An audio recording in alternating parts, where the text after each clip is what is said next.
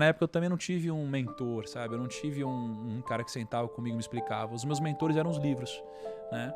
Então, o que mudou a minha vida com certeza foi ler, mesmo não gostando de ler.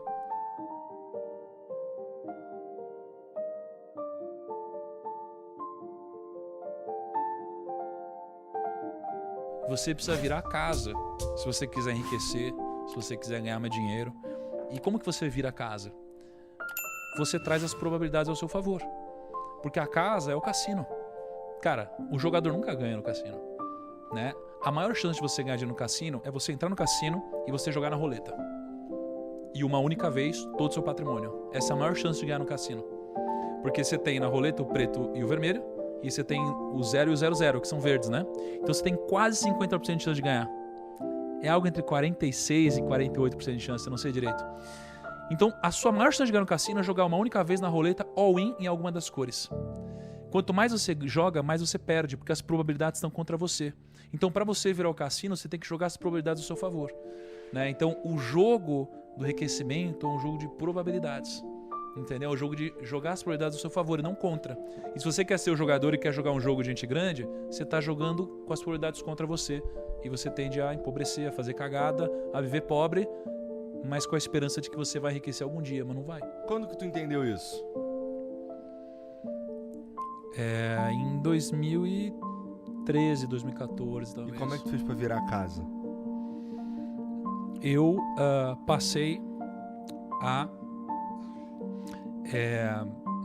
deixar de querer enriquecer só com os meus investimentos e passar a ter uma carteira de clientes diversificada. Então foi quando eu deixei de querer enriquecer só investindo meu dinheiro e passei a montar um negócio. Tá. Não é? Então pensa assim, ó, tem muita gente hoje que acha que vai enriquecer pegando o seu dinheiro e quer ficar comprando e vendendo toda hora. Pode enriquecer, mas as probabilidades estão contra você. Por isso é natural que você tenha mais chance de quebrar ou de não prosperar.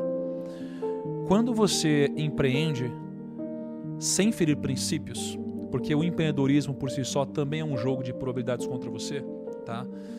Então quando você empreende numa área que você conhece, sem você se expor ao risco da ruína, sem se endividar mais do que você deveria, né? Aprendendo antes de correr algum grande risco, você acaba jogando aos poucos essa probabilidade a seu favor. Então quando eu comecei a empreender, né, eu parei de querer enriquecer só na força do meu braço e comecei a criar mecanismos e modelos, né, que iriam jogar o jogo a meu favor. Por exemplo, se eu tinha 50 pessoas no meu time, na época, prospectando clientes, a chance era muito grande de alguma dessas pessoas do meu time encontrarem um cliente multimilionário. Eu sozinho tenho as probabilidades. Então, o que eu fiz foi um jogo de probabilidades. Eu preciso manter um custo baixo, ter fontes de aquisição diferentes. Tu sabia disso na época ou tu analisou como tu fez e, pô, até que eu fui na cagada certinho? Cara, foi uma mistura dos dois. Não foi na cagada, eu sabia que essa era a direção, né? Mas óbvio que eu não tinha essa clareza que eu tenho hoje. Mas na época eu também não tive um mentor, sabe? Eu não tive um cara que sentava comigo e me explicava. Os meus mentores eram os livros, né? Então, o que mudou a minha vida com certeza foi ler, mesmo não gostando de ler. Porque, para pra pensar, ler é colocar as probabilidades ao seu favor. E aí, cara, o cara ele viveu uma vida inteira e ele registrou os maiores aprendizados que ele teve no livro dele. É sobre isso o livro, é sobre uma mensagem, é sobre o que ele aprendeu, é sobre o legado. Um legado que ele vai deixar no outro, diferente de uma herança que ele deixa pro filho, não é? Então ele registrou todos os aprendizados dele no livro. E aí a gente vai viver uma vida tomando porrada todo dia para aprender o que esse cara já aprendeu no final da vida dele, tendo tido o sucesso que ele aprendeu, o sucesso que ele teve. Não, eu vou ler livro. Ler livro é trazer probabilidade a seu favor. Então se você lê a história do Elon Musk, verdade. Se você lê livro, você lê a história do Silvio Santos, você lê a história de, seja lá qual for o empreendedor, você vai aprender o que ele demorou uma vida inteira para aprender. Então você vai reduzir a possibilidade de errar onde ele já errou. Não é uma questão cultural, especialmente do brasileiro, demonizar a riqueza? Eu vejo que tem uma... Assim, na verdade, eu consigo enxergar duas vertentes. Assim, se você se torna um empresário, se você se torna um cara que... Isso é interessante até. Que faz a roda girar e tudo mais, e uma galera se dá bem, e existe a possibilidade de pessoas terem um emprego por sua causa e tal. Vamos lá, do iFood, por exemplo. O iFood é uma puta iniciativa maneiríssima que, porra, hoje ninguém sabe direito como vive sem iFood, mas tem uma galera que bate muito no iFood por causa do como é a relação deles com os motoboys e tal. Então é possível que se você chegar num lugar falando que você é o dono do iFood, tu vai ser mais mal visto do que um cara que ficou rico e nas redes sociais ele ostenta, não sei o que, o caralho. Sim. Então tem duas visões aqui. O cara que se tornou um grande empresário e um cara que o trabalho dele é ser um influenciador que ostenta, que não sei o que e tal. Então talvez a gente enxergue a riqueza de duas formas diferentes, culturalmente falando aqui no Brasil. É maneiro tu ostentar, mas não é muito maneiro tu empregar pessoas, sei lá. Tá ligado? Cara, tem um problema com as massas, assim, né? As massas... Toma cuidado pra falar isso, né, cara? Mas assim, as massas, elas dificilmente estão certas, assim. Dificilmente estão certas. É por isso que elas são as massas. Uhum. Né? Mas, por outro lado, se elas são a maioria, como eu poderia dizer que uma minoria de pessoas está certa? Né? O que definiria o certo e o errado? É complexo. Mas eu vejo que, geralmente, a opinião das massas é uma opinião que tem muito mais a ver com um viés emocional do que com uma questão lógica. A gente erra isso o tempo todo. E o dinheiro é uma delas. Então, por exemplo, as pessoas gostavam muito mais de mim quando eu não tinha fama, digamos assim.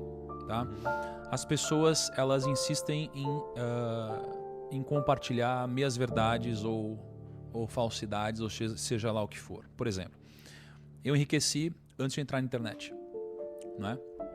Então, quando eu entrei na internet, eu era pequeno, as pessoas, elas admiravam isso. Admiravam eu ter enriquecido antes de entrar na internet, empreendendo, e aí depois compartilhar esses aprendizados na internet. Quando eu consegui compartilhar o aprendizado com muito mais pessoas, e eu passei também a ganhar mais dinheiro digitalmente, né? Uma linha de receita que eu não tinha antes, muitas pessoas começaram a me demonizar pelo simples fato de eu fazer muito dinheiro. Porque, realmente, assim, o empreendedor, ele é muito mal visto aqui. Porém, no final das contas, né, existe uma lógica invertida e a pessoa, ela vive, muitas vezes, uma vida onde ela passa por ciclos errados sem nem perceber. Então, é claro que existem as exceções, mas muitas vezes eu sou uma pessoa que eu não fui admirado numa empresa onde eu trabalhei, por exemplo. Então eu não recebi um aumento, eu não cresci e eu fiquei estagnado mesmo acreditando que eu estava fazendo um bom trabalho. E aí isso daqui me traz a crença, já que muitas pessoas ao meu redor me dizem que o patrão é explorador e o funcionário é sempre do bem, que o funcionário, ele não deve trabalhar muito, porque isso daqui não vai me enriquecer nunca, e eu nunca vou crescer, porque é assim que funciona o mercado capitalista malvadão, por exemplo. E aí, quando eu me demito, ou eu sou demitido e vou trabalhar numa outra empresa, eu entro nessa empresa com essa crença. E aí, por isso, eu não desempenho mais do que eu poderia desempenhar. E aí, eu não cresço novamente, ou eu sou mandado embora em algum momento. E aí eu começo a achar que a culpa é do outro. Enquanto que, na verdade, pelo fato de eu ter vindo com essa crença e evitado trabalhar mais do que eu poderia, trazer mais resultado do que eu poderia, né, me fez não crescer. Então, no final das contas, eu estou culpando o outro por algo que, na verdade, eu estou errando. Porque a gente começa a entrar num ciclo negativo. Né? E muitas vezes esse ciclo vem das grandes massas. Né? Porque a maioria das pessoas, elas geralmente não têm algum resultado expressivo. Elas sonham em ter muito dinheiro. Elas gostariam demais de ter muito dinheiro. Mas quando um amigo delas cresce, elas passam a entender que existe algo errado nisso. A gente tem muita dificuldade de admirar o sucesso do outro. Uhum. E a gente vive nesse ciclo, né, cara? Ô primo, tu tava falando aí agora que tu, pô, já tinha enriquecido antes de se tornar famoso e tal. Na primeira vez que a gente conversou, você já me contou que você era garçom e tudo mais, né? Uhum. Cara, nessa época de garçom, o que você imaginava assim pra tua vida? Tu queria ficar rico? Por que eu tô te perguntando isso? Porque, ó, chegou um momento da minha vida, você tava me perguntando aqui se eu queria ser rico e tal. Chegou um momento da minha vida que eu tinha mais dinheiro do que eu precisava, tá? Eu tava num caminho de, porra, juntar um patrimônio ali e ter a possibilidade de ficar mais tranquilo. Não é nem nada muito absurdo, não, mas era assim, eu tava acostumado com X e eu comecei a ganhar 20X, tá ligado? Eu, caralho, isso aqui é maluco e tal. Só que eu percebi, a minha sensação foi, cara, rapaz, não era esse o objetivo. Eu queria mesmo era, sei lá, alguma outra coisa que não era ficar rico. Tu passou por isso, assim, teve algum momento que tu parou e pensou, caralho, não era ficar rico que eu queria, o que eu queria mesmo era, sei lá, eu queria ser um comunicador e não ser rico. Teve. Isso aconteceu depois que eu fiquei rico. Geralmente a gente precisa ficar rico pra isso acontecer. É muito difícil, cara. É muito difícil. Você tá fudido, você acha que o objetivo é ter dinheiro, né? É muito difícil, cara, você ouvir alguma reflexão sobre riqueza de alguém que não chegou lá. É muito clichê ou muito ilógico você ouvir de alguém que passou a vida inteira pobre e nunca teve a opção de escolher e foi obrigado a viver a vida que teve, dizendo que o dinheiro não traz felicidade, por exemplo. Um clichê como esse. Ou que ser rico não vale a pena, né? Ou alguma coisa do tipo. Então, acho que a pessoa que ela não atingiu a liberdade financeira, ela dificilmente vive. Eu acho que ela sobrevive, não é? Então, ela é uma pessoa que ela faz o que faz por necessidade e não por opção, né? Então, dificilmente você vai saber se de fato você gosta do que você faz ou se você vive, né, uma vida preenchida, ou seja lá o que for, né, até você poder ter a opção de mandar todo mundo se ferrar, ou você poder dizer não porque você quiser, não é? Então, realmente, é muito difícil. E existe um clichê onde muitas pessoas sem dinheiro querem dar opinião sobre isso. E as pessoas nem sabem como é. É como aquela pessoa que nunca teve uma namorada ou um namorado e vai querer te dar conselho amoroso. E a gente que já viu, a gente sabe, essa é a sua primeira namorada, seu primeiro namorado, pô, isso daqui parece que vai dar ruim, não é? A gente já viveu coisas. É claro que existem as exceções, mas a regra, né, ela estatisticamente acontece. Acerta mais, né? Ela acerta mais.